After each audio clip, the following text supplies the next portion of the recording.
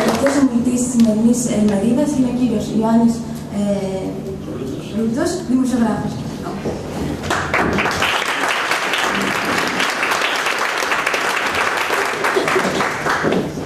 Καλησπέρα σας. Καταρχάς είναι τιμή μου που είμαι εδώ σήμερα και θέλω να ευχαριστήσω την παράταξη της ΔΑΠ για ένα πολύ σημαντικό θέμα, όπως γιατί οι νέοι δεν ασχολούνται με την πολιτική. Η εποχή μας λοιπόν χαρακτηρίζεται ως απολυτική. Φαινόμενό της είναι η αποχή των πολιτών από τα κοινωνικά και πολιτικά δρόμενα, καθώς και η εκλογή στα κοινά ανθρώπων που είναι γνωστοί για τις καλλιτεχνικές, αθλητικές, τηλεοπτικές ενασχολήσεις και όχι για τις πολιτικές τους απόψεις. Χαρακτηριστικό παράδειγμα αποτελεί η μεγάλη αποχή των πολιτών και κυρίως των νέων από τις τελευταίες αυτοδιοικητικές εκλογές. Ένα ποσοστό που η αποχή ήταν περίπου στο 54%. Αυτό είναι γεγονός που πρέπει να προβληματίσει όλους, μα περισσότερο τους πολιτικούς, έτσι, και όσους ασχολούνται με την πολιτική γενικότερα. Η νεολαία είναι αυτή που μπορεί και έχει τη δύναμη και τα προσόντα να επέμβει δυναμικά στην εξέλιξη της κοινωνίας, ωστόσο έχει αποστασιοποιηθεί από όλα αυτά. Τι οδήγησε όμως τους νέους να υιοθετήσουν μία τέτοια στάση? Το κλίμα της εποχής στο οποίο κυριαρχούν η αδικία, δηλαδή η ανισότητα, η αναξιοκρατία, η ανηθικότητα, η υποκρισία των πολιτικών και η ασυνέπεια των ενηλίκων. Οι ρυθμοί των σύγχρονων υπερκαταναλωτικών κοινωνιών που είναι τόσο γρήγοροι και δεν επιτρέπουν σε κανέναν να σκεφτεί κάτι άλλο πέρα από τα προσωπικά του προβλήματα. Η διαφορία της πολιτικής για τους νέους. Οι πολιτικοί είτε έχουν ξεχάσει τους λόγους εκλογής τους, είτε έχουν απορροφηθεί τόσο πολύ από τις προσωπικές τους φιλοδοξίες, ώστε δεν αντιλαμβάνονται ότι η νεολαία χρειάζεται μέριμνα για να καταφέρει να εξελιχθεί. Οι προσταγείς της μόδας. Οι νέοι συνηθίζουν να ακολουθούν τη μάζα χωρίς να έχουν επίγνωση των ενεργειών τους. Η ιδεολογική σύγχυση που επικρατεί στις κοινωνίες. Δεν υπάρχει ξεκάθαρος ιδεολογικός προσανατολισμός των κομμάτων, καθώς πολλά από αυτά αντιμετωπίζουν το θέμα της επιβίωσης και να ζητούν καινούριους ψηφοφόρους. Όλα όσα λοιπόν αναφέρθηκαν παραπάνω και μέσα από τη δουλειά μου, είναι απόψεις των πολιτών που καθημερινά εκφράζουν και εμείς μέσα από το κανάλι το οποίο εργάζομαι και το οποίο ευχαριστώ. Θέλω επίσης να σας πω ότι όλα αυτά που αναφέρθηκαν παραπάνω, όπως είπα, είναι απόψεις των πολιτών, είναι απόψεις και της νεολαίας. Επειδή όμως αυτό είναι ένα σοβαρό ζήτημα, θα πρέπει να ληφθούν άμεσα μέτρα για την αντιμετώπιση του.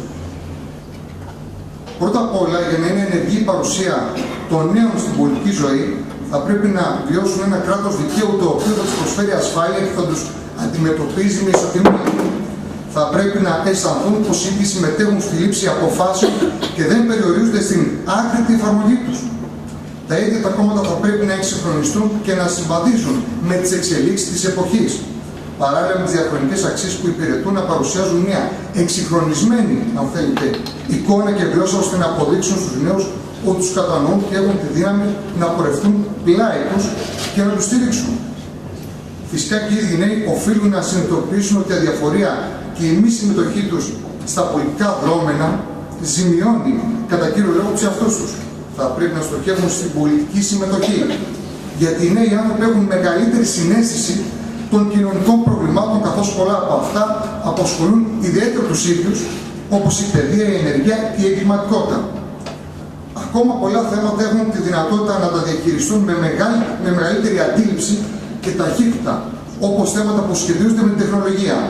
Η νέα γενιά οφείλει να εκφράσει την άποψή της χωρίς φόβο. Για να επιτευχθεί όμως αυτό, χρειάζεται να υπάρξει υγιής πολιτική διαπαιδαγώγηση από όλους τους φορείς αγωγής.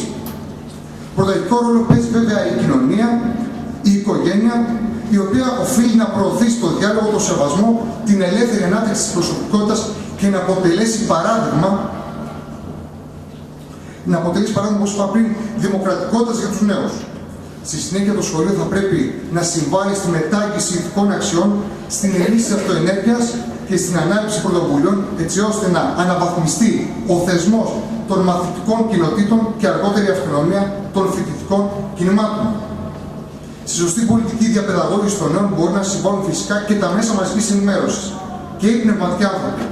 Τα μέσα μαζικής ενημέρωσης, χρησιμοποιώντας ορθά τη δύναμη που διαθέτουν, προβάλλοντας το ήθος, την αξιοπρέπεια, την πολυφωνία και την αποκάλυψη αλήθειας. Οι πνευματικοί άνθρωποι, δίνοντας το παράδειγμα και χρησιμοποιώντας το κύρος τους, να αφυπνίζουν τις συνειδήσεις και να τονώσουν την ατομική και κοινωνική ευθύνη των νέων.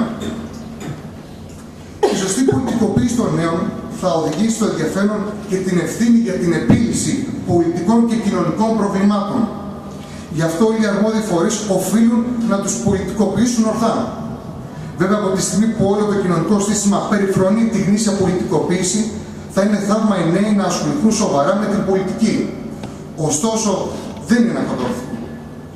Η ενεργή και γόνιμη συμμετοχή των νέων στην πολιτική θα οδηγήσει και σε κοινωνική πρόοδο. Η απαξίωση της πολιτικής και ευρύτερα της εμπλοκής των νέων με τα κοινά είναι το αποτέλεσμα της λογικής που υποστηρίζει ότι τίποτα δεν μπορεί να αλλάξει την κοινωνία. Ότι για να επιτύχει κάποιος πρέπει να συμβαδίσει με το υπάρχον κοινωνικό, επαγγελματικό και πολιτικό κατεστημένο, είτε αυτό τον βρίσκει σύμφωνο είτε όχι. Έχει δοθεί δυστυχώς μια γενικότερη αντίληψη πως όσοι ασχολούνται με τα κοινά το κάνουν για να πάρουν και όχι να δώσουν στην κοινωνία. Ως εκ τούτου υπάρχει η άποψη ότι δεν περιποιεί τιμή σε κανένα νέο να ασχολείται σήμερα με την πολιτική. Είναι χρέος και ευθύνη όλων των πολιτικών νεολαίων να προσπαθήσουν να ανατρέψουν την εικόνα αυτή προτού, αν θέλετε, η πολιτική ζωή του τόπου απαξιωθεί οριστικά στην συνείδηση των νέων. Οι νέοι περιμένουν από τα οργανωμένα σύνολα νεολαίας να αποδείξουν ότι μέσα από συστηματική δουλειά, επιμονή και αφοσίωση στον τελικό στόχο μπορεί να αλλάξει η κοινωνία και το ευρύτερο πολιτικό γίγνεσθε. Ευχαριστώ πολύ.